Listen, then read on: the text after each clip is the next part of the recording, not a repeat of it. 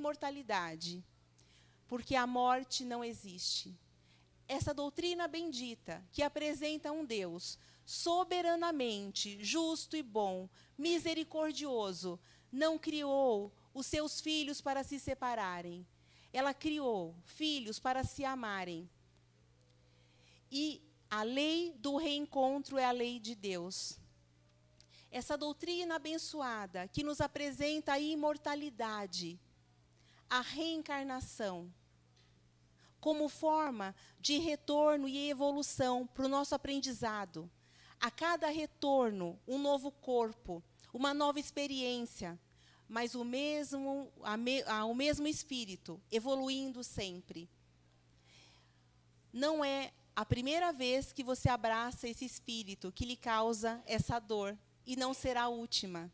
Outros encontros acontecerão. É apenas uma passagem das muitas existências que só Deus sabe quantas ainda teremos.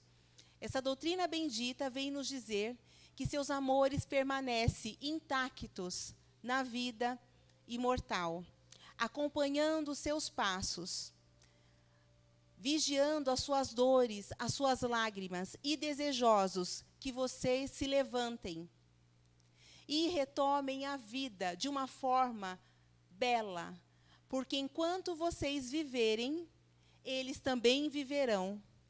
Em cada passeio, em cada celebração, em cada sorriso, lá eles estarão também. Quando nós nos refugiamos no luto, dentro dos nossos quartos, dentro de sepulcros, dentro dos lares, eles se entristecem, porque não é isso que eles representam. Esses amores foram apresentados a nós para nos conduzirem à vida. A missão deles, com os nossos corações, era desenvolver esse amor, esse vínculo. É nos mostrar o quanto é importante o beijo, o abraço, o afago, a fala, ouvir a voz com atenção, ouvir, sentir, porque tudo é passageiro. Então, eles nos convidam que depois da sua partida, eles dizem, pai, mãe, filha, filho, irmã, irmão, neto, neta, aproveite a vida de uma forma saborosa, porque se eu estivesse aí, fisicamente, eu também estaria aproveitando. E eles aproveitam, acompanhando os nossos pensamentos, os nossos ideais. Eles continuam participando dos mesmos projetos. Os projetos não morreram no dia do sepultamento ou no dia da cremação. Os projetos dos seus amores, os seus sonhos, eles foram juntos para a espiritualidade. Se eles foram interrompidos por algum motivo, eles irão continuar no plano espiritual, irão concretizar numa nova existência. Nada acabou. A voz continua a mesma. Se ele era barulhento, ele continua barulhento. As gírias são as mesmas, porque o espírito, ele não modifica porque ele faz o desenlace do corpo físico. Ele permanece o mesmo.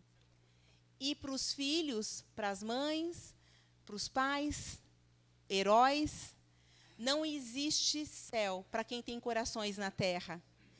Eles sempre vão dar um jeito de estarem por perto.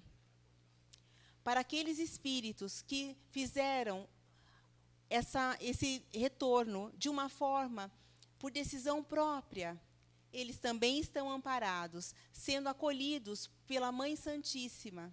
Nada se perdeu. Aguarde o momento do reencontro, que acontecerá através de uma psicografia, se assim a espiritualidade permitir, através de um sonho, ou através do retorno à vida espiritual, ou através de alguma mensagem, porque não existe só comunicação através da psicografia. Irmãos, essa dor que te levou para o fundo do mar, da depressão, da tristeza, da saudade que dilacera, ela tem um objetivo, e não é do castigo. É para que você faça a imersão, que você emerja dessa dor, para vir para as margens da vida e te trazer de uma forma mais forte. Se você se considera que não amou da forma que você deveria amar, se você acha que não fez dessa forma correta, ame a partir de agora. Se você acha que você não falou o que você deveria falar, fale agora para ele. Ele está ouvindo, fale para ela. Eles continuam conectados à sua voz, às suas preces. As suas preces são luzes para eles na vida espiritual. O amor não acaba. Precisamos ter a confiança para que os nossos corações se pacifiquem. E quando a gente se pacifica, a gente sai desse mar da tristeza, sai das profundezas desse oceano que nos prende a essas amarras da culpa, o porquê eu não percebi a doença antes, o porquê eu não impedi dele sair, porquê eu não impedi que ele tivesse essa atitude. Tire essa culpa do seu coração, porque eu não impedi aquela amizade. A culpa não foi sua. Você foi um instrumento de amor na vida desse ser, desse Filho de Deus que aqui na terra passou. Deus confiou a ele a sua companhia para que você desse amor, exemplos, e você assim o fez. Porque se assim não tivesse feito, você não estaria aqui. Porque essa certeza de laço é que te trouxe aqui. Estar aqui é a certeza do amor. É a certeza do amor, é a certeza da vida. E um amor que nunca se acaba.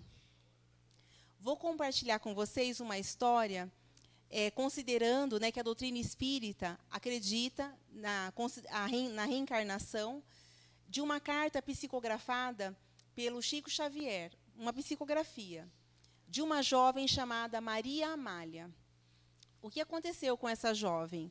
Essa jovem vivia na época colonial, ali em meio aos parentes fazendeiros, né? E ela era apaixonada por seu primo, paixonite. E essa paixonite foi crescendo. E esse primo veio para a cidade grande. E ele se apaixonou por uma moça. Porque essa paixão só existia na cabeça da moça. Porque tem coisa que é assim, existe, só que só na nossa cabeça. Não existe na cabeça do outro. E era assim com Maria Amália. Ela, então, tinha essa paixão pelo primo. O primo não sabia dessa informação. Eles não estavam na mesma página. Veio para São Paulo, construiu a vida dele. Se apaixonou por uma moça, por uma noiva, e levou lá para a cidade dele, da família, para apresentar. Quando ele chega com a noiva, a moça tem um ataque, a Maria Amália. Como assim? Ele me traiu. Como assim? E nosso casamento? E nossos filhos? E ficou furiosa. Desenvolveu imediatamente um ódio pela sua rival, que só tinha uma rivalidade da cabeça dela. E ela articulou um plano. Ela tinha que extirpar essa rival da vida dela. O que ela projetou, então? A moça é da cidade grande, ela não conhece a fazenda. O que ela pensou? Já sei o que eu vou fazer. Eu vou convidar a noiva para fazer um passeio a cavalo. E, durante esse passeio, eu vou levá-la para os locais onde eu sei que existem muitas abelhas, que existem colmeias de abelhas. E aí, quando o cavalo dela se aproximar, eu vou dar um jeito de dar uma chicoteada na colmeia, no cavalo, para que ela sofra um ataque de abelhas. Dessa forma, eu vou me livrar dela e vai dar tudo certo. E esse plano, ela coloca em execução. Ela chega na casa grande, né, e fala, olha, eu queria te convidar para um passeio a cavalo. A noiva ficou feliz da vida. Olha que maravilha, como a família do meu noivo está me aceitando bem. Eu tinha preocupação que não fosse aceita. Aceita o passeio. E, na manhã seguinte, o plano é colocado em prática. As duas moças saem de passeio a cavalo para a fazenda, e quando chega no local ali onde tem as abelhas, Maria Amália coloca o seu plano em prática. Assusta o cavalo, mexe lá nas colmeias, as abelhas vêm imediatamente em si, e ela sai, né, correndo com o cavalo na frente, as abelhas atacam a noiva, que cai no chão praticamente, não tinha como se defender, e faz o seu desenlace ali mesmo. Maria Amália volta para a fazenda, arma um teatro e dá notícia para a família. É aquela tristeza, aquela comoção toda. Anos se passam e o desejo de Maria Amália se concretiza. Ela vai consolar o primo, conquista o coração do primo e se casa com ele. Se casa lindamente, tem filhos lindos e saudáveis, tem uma vida plena e feliz. Muitas vezes ela nem se lembrava do que tinha feito. Ela desenlaça, quando ela falece, já é idosa. Aparentemente, não tinha tido nenhum retorno, nada tinha acontecido de errado. Mas a doutrina espírita nos traz a lei de ação e reação. Tudo aquilo que a gente faz fica gravado na nossa consciência. Independente de onde a gente vá, a gente leva esse registro. O apóstolo Paulo falava que nós somos vigiados por uma nuvem de testemunhas o tempo todo. Então, por mais que a gente ache que não está fazendo tudo escondido, ninguém faz nada escondido. Essa moça faz o seu desenlace e retorna para a espiritualidade. E quando ela retorna, ela tem um choque de realidade, de que a morte não existe, que é a primeira coisa, e ela relembra de tudo aquilo que ela fez. E o que ela faz, lúcida na espiritualidade, implora para retornar à Terra e fazer um resgate, como aquilo que ela causou àquela noiva naquele tempo. Então, Maria Amália, depois de tempos, ela reencarna. Nasce numa família linda e feliz, muito amada, muito querida, excelente aluna. Vai para a universidade com excelentes notas. E aí, então, ela convida amigos para fazer um passeio no parque. E durante esse passeio no parque, de repente, um enxame de abelhas aparece. E eu não preciso dizer que a única pessoa que foi atacada foi ela. Uma tristeza, ninguém entendia tanta dor, mas aquele espírito transcendia, estava quitando o débito da sua consciência. Muitas vezes é assim. Nós não entendemos determinadas dores. Não é castigo, é oportunidade do espírito refazer o seu trajeto, dele devolver a ele mesmo aquilo que lhe retirou, que foi o amor. Naquele momento, aquela moça, ela retirou o amor do seu coração, ela se afastou do amor, ela se aproximou do egoísmo e do orgulho, da vaidade, tentando se impor na vida do primo e daquela noiva. Mas ninguém fica livre de si mesmo. Então, irmãos, a dor que aparentemente nós não entendemos, eu não fiz nada, eu fui uma boa mãe, um bom pai, eu sempre trabalhei, eu sempre honrei minha família, e olha o que aconteceu com meu filho, com a minha mãe. Nós estamos nessa dor, auxiliando um espírito a retornar para as esferas mais altas, para os patamares do amor. Então, realmente, você não fez nada de ruim, você deu amor, você deu educação, você fez sua parte, mas esse espírito tinha um compromisso com as leis da vida, e ele confiou a você, confiou tanto, que ele só contava com você. Eu só retorno para a terra, para passar por esse cálice, se esse homem for meu pai, se essa mulher for minha mãe, se ela for minha irmã, se ela for minha filha, se ele for meu filho, senão eu não consigo.